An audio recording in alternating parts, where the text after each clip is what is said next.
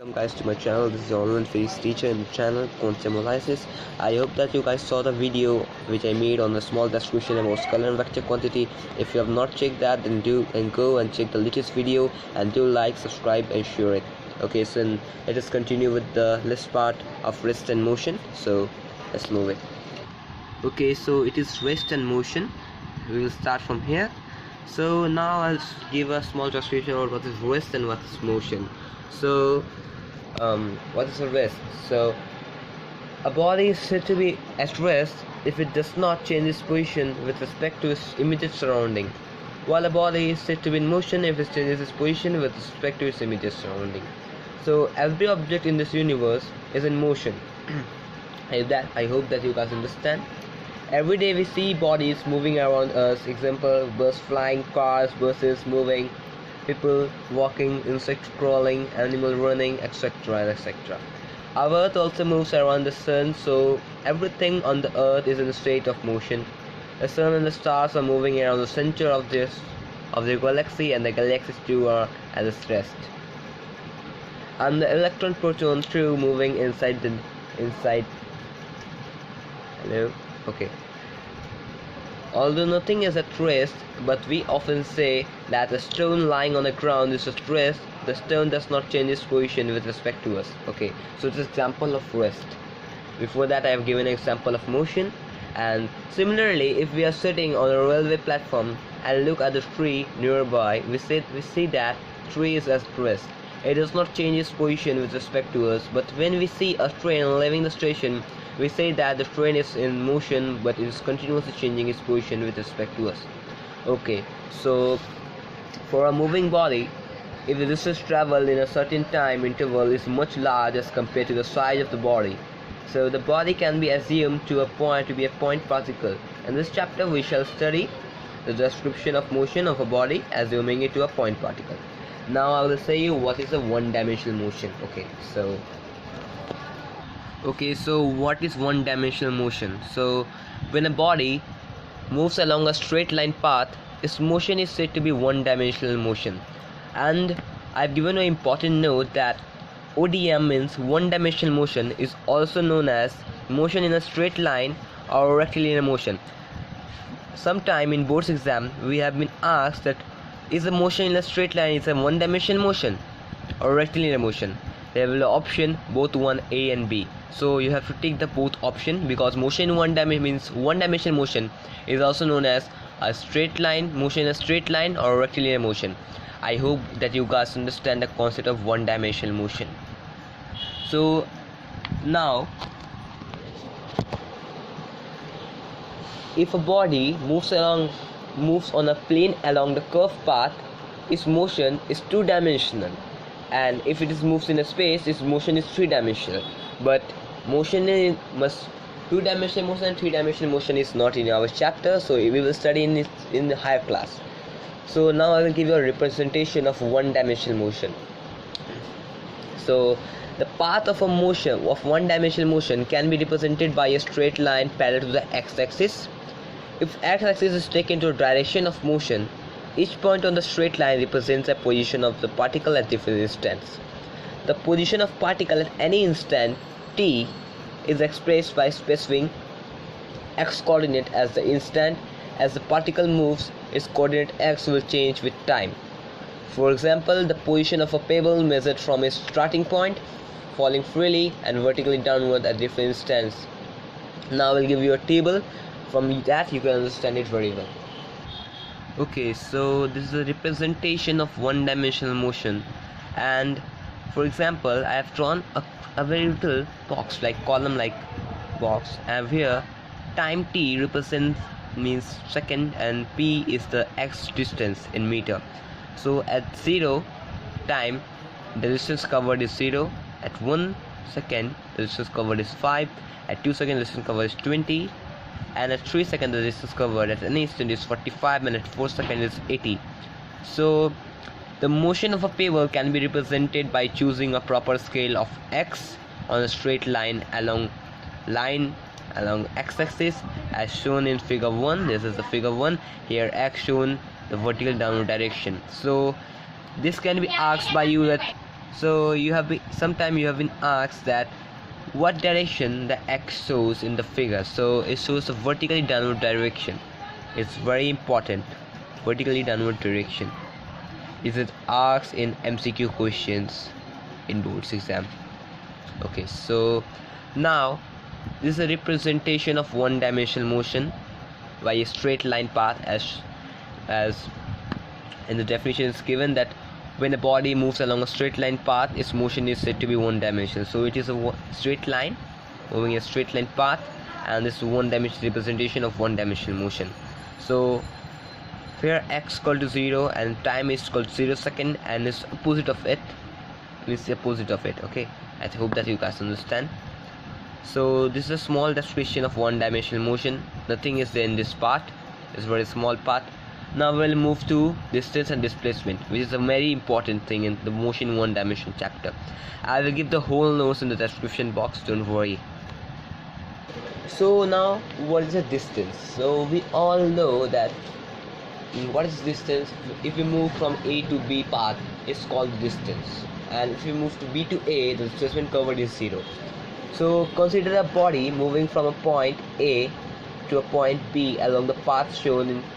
The total length of a path from A to B is called the distance moved by the body, while the length of straight line AB is this direction from A to B. Okay, so I will show you the diagram of it. So this is the motion for body from A to B. Now consider this body from point A to point B and moving in along straight line path. So the total length from A to B is AB, and this is covered by it is also the AB, while the length of a body along a straight line AB in the direction from A to B, which is shown in this figure in the dotted line, is called displacement of the body. Means this dotted line is displacement of the body. Okay, so now what is the actual definition of distance and displacement? Which quantity is it? Is it a scalar or is it vector? So now what is distance? So the actual definition of distance, which means actual, which we write in the exam exactly, is the total length of a path through which a body moves is called distance traveled by it. The distance traveled by a body depends on the path followed by the body. So it is a scalar quantity. It is generally represented by the letters capital S. The unit of it is the SI unit of distance is meter, small m denoted by small m, and the CGS unit of it is centimeter, denoted by small c and small m. So now what is displacement? So the shortest distance from an initial to the final position of the body is the magnitude of the displacement, and its direction is from the initial position to the final position. And now it is a vector quantity. It is represented by the symbol arrow capital S, and the SI unit of displacement is meter, as same to distance, and CGS unit is to the same to distance, centimeter. So now it is the distance, the total length of the path through which a body moves is called distance traveled by it. A scalar quantity, SI unit is meter, CGS unit is centimeter, denoted by capital S, and displacement, the shortest distance from the initial to the final position of the body, commas the magnitude of the displacement, and its direction is from the initial position to the final position. It is a vector quantity, SI unit is meter, CGS unit is centimeter, denoted by arrow capital S, because the vector quantity is denoted by arrow. Okay, now so what is the representation of displacement? So the representation of displacement is the displacement being a vector is represented by a straight line with an arrow using a convenient scale. The tip of the arrow on the straight line represents the direction of the displacement, while the length of the straight line on a proper scale represents its magnitude. So for example, this is a representation of displacement. Example here in figure 4, vector PQ, this is PQ, vector PQ represents 40 meter displacement in east direction, means in this direction, with a scale 1 centimeter equal to 10 meter displacement. Here origin P is the initial position, means U is the initial position, and terminus Q is the final position, means V of the body. And now we'll move to the difference, means the distinction between distance and displacement. I will give you a detailed distinction of distance and displacement, but the only thing we will require that I will give you in notes, because the whole description is not required, just the points required for the difference. Okay, so now the first point of difference between displacement and distance is the magnitude of displacement is either equal to or less than the distance. Please mark it, the magnitude of displacement is either equal to or less than the distance, because it comes in MCQ that what is the difference between distance and displacement between their magnitude. So the magnitude of displacement is either equal to or less than that distance. If motion is along a fixed direction, the magnitude of displacement is equal to that of distance. But if the motion is along a curve or a zigzag path, I think you know what is a zigzag path or curve path, the magnitude of displacement is always less than that of distance. So the magnitude of displacement can never be greater than the distance traveled by the body. For example, the body, wait me, give me a diagram, wait.